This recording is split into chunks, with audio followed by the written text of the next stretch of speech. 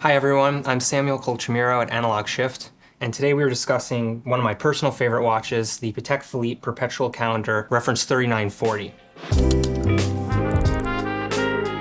In order to truly appreciate this watch and its significance to Patek Philippe and the industry at large, we should discuss a little bit of history first.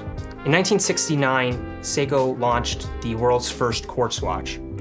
And while quartz watches were revolutionary for the industry in that they made the efficient and inexpensive mass production of timepieces possible for the first time, they also decimated the traditional Swiss watchmaking industry. Between 1974 and 1988, Swiss watch production fell to about half of its previous levels, and in roughly the same time frame, employment in the industry dropped to a third of its previous numbers.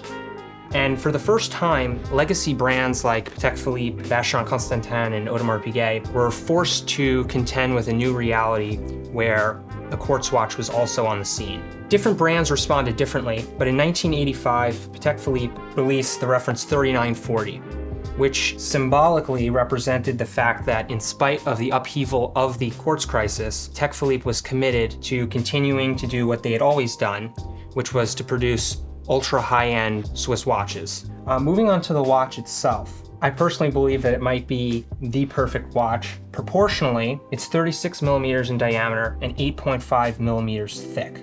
36 millimeters is, in my opinion, balancing vintage sizing between 30 and 33 millimeters and more contemporary sizing 42 to 44 millimeters.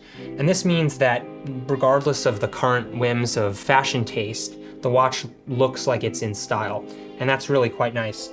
And then moving on to the thickness of the watch at 8.5 millimeters. Prior to the quartz crisis, Patek Philippe was really only competing with other mechanical watchmakers. And that meant that if they created a thin watch that was thinner than other mechanical watchmakers, they were winning. But after the quartz crisis, collectors were used to even inexpensive watches being thin. So in order to have the sort of wow factor of a thin watch, it's got to be thin and complicated. And 8.5 millimeters for a perpetual calendar is unbelievable. Moving on to the dial. The 3940 was Patek's first watch to introduce the conventional 3-register perpetual calendar display.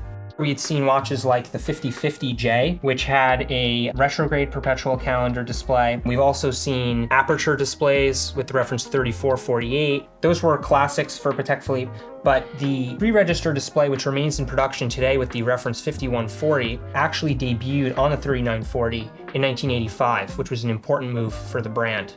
Also, looking at the case profile, whereas watches like the 5050J are styled after some of the earlier influences with sheer sides and sharper lugs, in the 80s and 90s, Patek Philippe started introducing watches that had more of a sculpted lug profile, much more rounded, and this is characteristic of the sort of new era of Patek Philippe as we move out of the quartz crisis and into modern times. This is how Patek Philippe is going to be designing a lot of their watches. The secret behind the 8.5 millimeter thickness on this watch is the movement. And in this case, it's the automatic winding caliber 240Q, which also was introduced after the quartz crisis in 1977 in the Ellipse collection. This watch has a micro rotor movement. Instead of using a central rotor, as you might see on the 5050J, where the automatic winding rotor is fixed at the center of the movement, on a micro rotor movement, the rotor is relegated to a smaller portion of the movement real estate so that the rest of the movement can be full thickness. And what that allows you to do is produce a significantly thinner automatic winding movement. And we already discussed that that was really important in this post-quartz crisis era. You receive here so many of the details of fine Swiss watchmaking on this movement. You have Haute de Genève on the top of the bridges, an anglage across each of the edges of the bridges, and perlage beneath the automatic winding rotor, which is fashioned from 22 karat yellow gold. You'll notice that this watch has an exhibition case back. In the first series of the 3940, which was produced from 1985 to 1987, we had solid case backs. And as we move into the second series in 1987 until 2007 with the later series, we see exhibition case backs emerge on all of the models except the platinum models. So if you got rose gold, yellow gold, or white gold, you would have an exhibition case back. And really that's the way to appreciate this degree of movement finish. Just talking generally speaking about this watch's value proposition, this is not an inexpensive watch, But when you compare it to some of the other watches on the market right now, this watch trades, depending on the metal, for significantly less than half of a 5711 Nautilus. And without dinging the Nautilus, when I think of Patek Philippe, I think of grand complications like the 3940. And it's quite special to be able to get a watch that represents Patek Philippe so characteristically at that kind of price point. And I think that this is still somewhat of a sleeper.